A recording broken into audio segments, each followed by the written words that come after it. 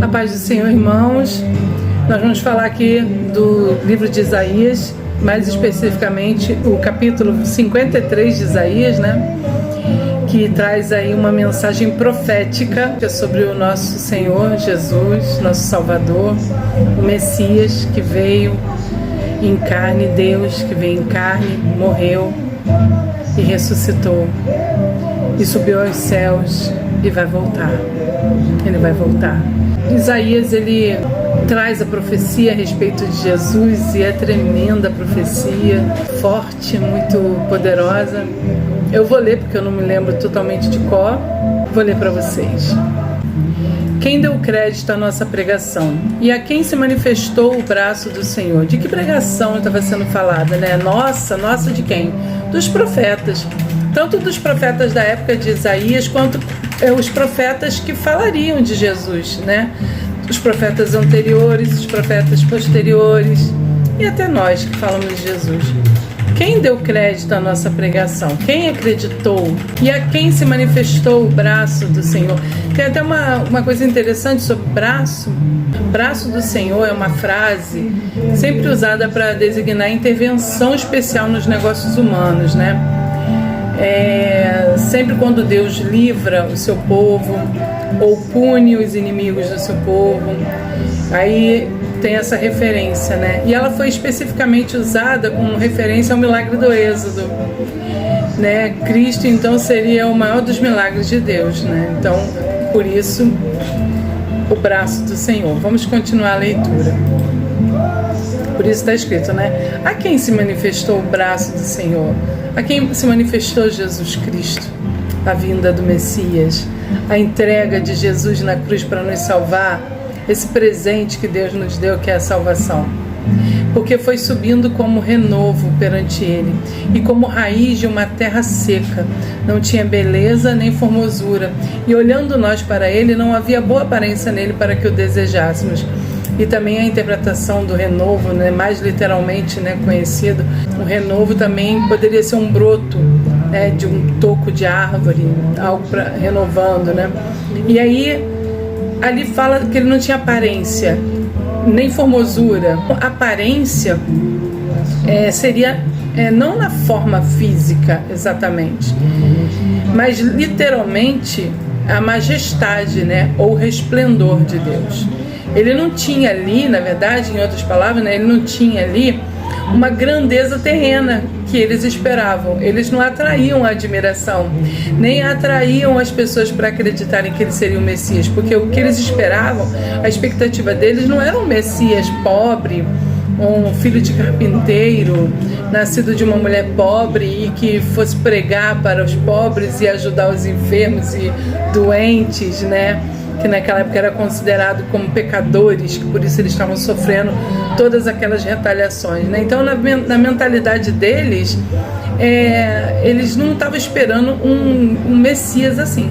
Eles esperavam um Messias cheio de majestade e resplendor, né? Então, o servo teria falta de grandeza terrena, né? Não atrairia, né, a admiração do mundo. O profeta, quando ele diz assim, e olhando nós para ele, não havia boa aparência nele para que o desejássemos. O nós que ele traz é o nós do povo dele, né? Ele estava dizendo assim, nós, o povo de Israel, nós, o povo para quem ele veio, o povo que precisava entender, não entendeu. Essa falta de formosura intelectual na concepção deles e não na concepção real, que o intelecto de Jesus é incrivelmente maravilhoso e majestoso, mas a majestade que eles procuravam era outra. Então eles olhavam, olhando nós para ele, não havia boa aparência nele, para que o desejássemos. Então não queriam que aquele fosse o Messias, eles não iam querer que aquele fosse o Messias. Olha como o profeta Isaías, ele traz uma profecia tão profunda, mas tão profunda, né, que foi o próprio Deus falando, né, por intermédio dele. Então no versículo 13 ele fala, ele era desprezado e o mais rejeitado entre os homens. Ele não tinha nada que atraísse aqueles homens, aquele povo, né? O povo não se atrairia por ele. Homem de dores, experimentado nos trabalhos, ou seja, Jesus trabalhava, e como um de quem os homens escondiam o rosto, era desprezado, e não fizemos dele caso algum. Então, assim, como ele não tinha nada para oferecer, o que acontece muito no mundo, né? Quando as pessoas não têm muito para oferecer em termos de poder e dinheiro e bens, as pessoas desprezam, né? Rejeitam, não fazem caso algum, dizem assim, não dou nada para essa pessoa, né? Às vezes não fala nem com a boca, mas com as ações, né? Então eles desprezavam. Mas verdadeiramente, está no versículo 4, verdadeiramente ele tomou sobre si as nossas enfermidades e as nossas dores levou sobre si. E nós o reputávamos por aflito, ferido de Deus e oprimido. Olha isso. O povo realmente pensou assim, né? Ele tomou sobre si as nossas dores e as nossas enfermidades, morrendo naquela cruz. Mas, mesmo ele levando sobre si as nossas dores, né? Levou sobre si os nossos pecados, o povo de Israel reputava ele por aflito, ferido de Deus, pecador, né? Oprimido, não por um Salvador. Ali, quando fala, né, rejeitado entre os homens, mas exatamente está querendo falar da falta de nobreza, né, que o apoiasse, né, de quem os homens escondem o rosto. Está dizendo que como se os homens evitavam, né, persistentemente enfrentar o Cristo verdadeiro que tinha por trás dele, preferindo olhar para ele como um homem comum, um homem oprimido, né, porque eles não queriam que uma perturbação acontecesse contra eles. Eles não queriam ninguém ali dando lição de moral para eles, que era o que eles precisavam, porque eles estavam totalmente errados. Mas eles não queriam isso, eles queriam um Cristo que apoiasse eles, que ficasse do lado deles, né? Então eles não gostaram do Cristo servo, que servia aos homens, que fazia o bem, que salvava, que libertava, né? Não era bem isso que agradaria a eles. E aí no versículo 5 ele diz: mas ele foi ferido por causa das nossas transgressões e moído por causa das nossas iniquidades. O castigo que nos traz a paz estava sobre ele, e pelas suas pisaduras fomos sarados. Por tudo que ele fez, por ele ter descido da glória, né, da sua majestade, se colocado como um servo, como um homem oprimido na opinião deles, na terra, né, experimentado nos trabalhos, sendo ali, passando por todo tipo de situação humana, né, por ele passar tudo isso, por ele colocar os pés dele na terra, se fazer carne, por causa disso, pelas suas pisaduras, fomos sarados. E o sarado ali não é só fisicamente, é sarado totalmente, curados da condenação que vinha sobre nós, né? Da condenação que viria, né? Quando morrêssemos, né? E que para muitos já foi. Ali ele estava vindo como um bálsamo, um curativo, um remédio, mas o remédio eterno. E eles não viram isso. Mas ele foi ferido por causa das nossas transgressões e moído por causa das nossas iniquidades. O castigo que nos traz a paz estava sobre ele, e pelas suas pisaduras fomos sarados. Tremendo. Que palavra maravilhosa, né? Que coisa tremenda. Todos nós andávamos desgarrados, como ovelhas, cada um se desviava pelo seu caminho, mas o Senhor fez cair sobre ele a iniquidade de nós todos. Ou seja, todo mundo estava desgarrado, todo mundo estava errado, né? Todo mundo era uma ovelhinha desgarrada, cada um se desviava pelo seu próprio caminho, cada um estava em um pecado diferente, mas o Senhor fez cair sobre ele mesmo a iniquidade de todos nós. E tremendo isso, como que ele fez isso maravilhosamente bem, né? Mesmo rejeitado, né? Mesmo ele não sendo apoiado, ele foi lá e ele enfrentou tudo isso. O servo, né? Um servo que na verdade era para ser servido, mas serviu por amor. Então, em sinal de poder de Cristo e perdoar os pecados, ele curou muitas enfermidades físicas também dos homens. Mas ele não veio só para isso, ele não veio para curar exatamente as enfermidades físicas, mas ele curou. Ele veio para curar muito mais do que isso. Ele veio para nos curar eternamente, né? A enfermidade da alma, e não a do corpo, mas ele acabou curando também muitas feridas do corpo daquelas pessoas que estavam ali. Ele foi ferido por nós.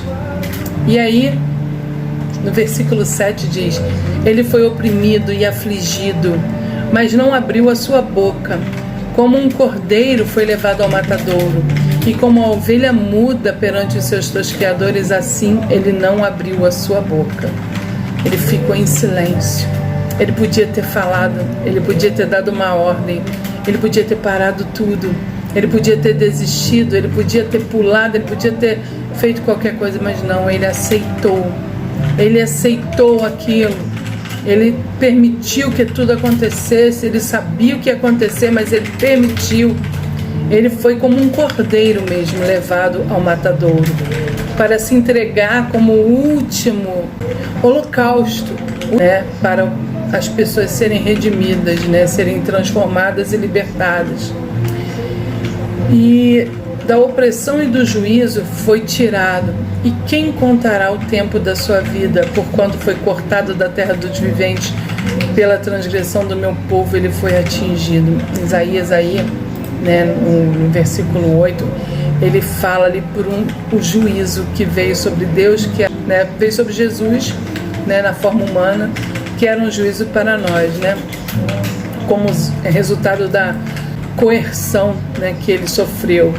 Porque no meio daquele tribunal injusto, né, eles cometeram ali um homicídio, eles mataram um inocente.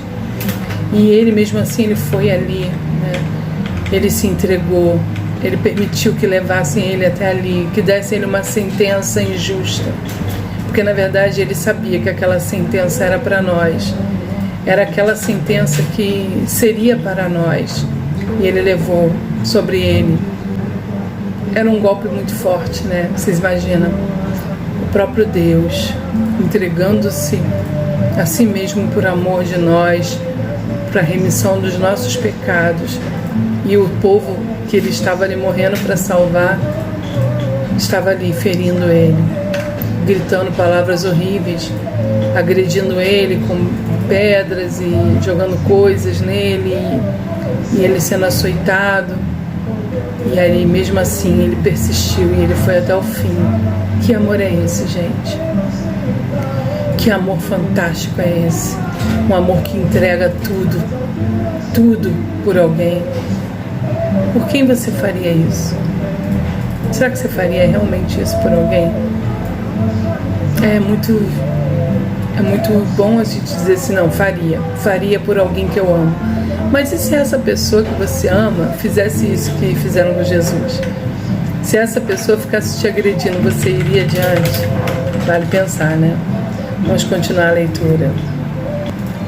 E olha que tremendo aí no 9, diz assim: e puseram a sua sepultura com os ímpios, e com o rico na sua morte, ainda que nunca cometeu injustiça, nem houve engano na sua boca. Puseram a sua sepultura com os ímpios, porque ele foi crucificado ao lado de homens realmente que tinham cometido pecado, eram salteadores, né? E com o rico na sua morte, ou seja, com o dono lá da lápide. Até isso, até os detalhes Isaías falou, né? Com o rico na sua morte, ainda que nunca cometeu injustiça, nem houve engano na sua boca, mesmo assim, ele foi colocado ali na sepultura, ele foi sepultado desta forma, como um qualquer, não como um Senhor poderoso e santo, Salvador. E no 10 diz: todavia ao Senhor agradou moê-lo, fazendo-o enfermar. Quando a sua alma se puser para expiação do pecado, verá a sua posteridade, prolongará os seus dias, e o bom prazer do Senhor prosperará na sua mão. Então, o Senhor, nosso Deus, moeu ele, se agradou em fazer isso para salvar a vida, fazendo enfermar, adoecer, sofrer, morrer. E quando a alma dele se pôs por expiação, né?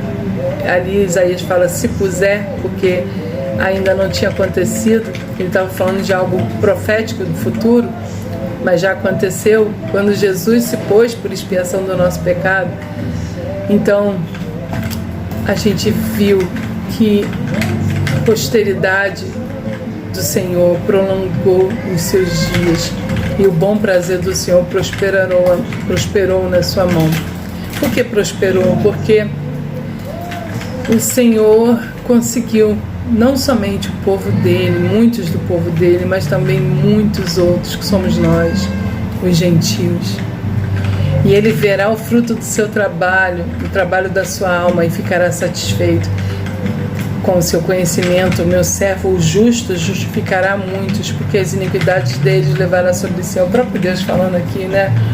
Ele verá, não, ele já viu, e aconteceu. Ele viu o fruto do seu trabalho, o trabalho da sua alma, e ficou satisfeito. Mesmo assim, Deus ficou satisfeito com tudo aquilo, com o seu conhecimento. O meu servo, o justo, ou seja, o Senhor nosso Jesus, o justo, justificou a muitos, porque a iniquidade de todos nós ele levou sobre si. E Isaías, no versículo 11, está falando no passado, como eu já falei, porque ele está profetizando algo para o futuro, mas já aconteceu. E no último versículo, no versículo 12, diz: por isso lhe darei a parte de muitos, e com os poderosos repartirá ele o despojo, porquanto derramou a sua alma na morte, e foi contado com os transgressores, mas ele levou sobre si o pecado de muitos e intercedeu pelos seus transgressores. Mesmo, olha que profético, gente, olha que tremendo, como foi tudo feito exatamente como foi falado, tudo muito nos mínimos detalhes, né? Ele deu, sim, Deus deu a ele a parte de muitos, ou seja, muitos foram salvos por ele. Com os poderosos repartirá ele o despojo, ou seja, ele foi o poderoso acima de tudo, né? Ele conseguiu vencer tudo isso, porquanto ele derramou a sua alma na morte, e foi contado com os transgressores, mas ele levou sobre si o pecado de muitos e intercedeu pelos seus transgressores. Jesus orou, né? E intercedeu por aqueles que ali estavam dizendo: Pai, não lhes impute esse pecado, né? Ele intercedeu por eles. Ali, Pai, eles não sabem o que fazem. Perdoai-os, eles não sabem o que fazem. E assim Jesus fez, e Jesus tem feito por mim e por você. Ele se entregou naquela cruz para me salvar, para te salvar. E nós temos a oportunidade nesse momento de dizer: eu quero ser salvo por ti, Senhor. Se você nesse momento quiser, você pode buscar aí mesmo agora. Deus viu o sofrimento do filho dele, né? Mesmo com aquela dor toda, mas ele sabia que ele estava triunfando sobre a morte. E a alma dele foi entregue como oferta por expiação dos nossos pecados. Então, olha que tremendo que Deus fez, que Jesus fez por você. Então, a gente sabe que o Senhor, Ele cuidou de você, cuidou de mim, nos mínimos detalhes, né? Entregando a própria vida. E você agora vai entregar a sua vida para Ele? Vai deixar todos os seus desejos mundanos e carnais por Ele? É só isso que Ele te pede. Ele quer que você o aceite como o único e suficiente Salvador da tua vida. Que você se entregue a Ele, entregue a tua vida e clame a Ele, confie nele. E Ele tudo fará por você. Receba essa palavra em nome de Jesus. Amém.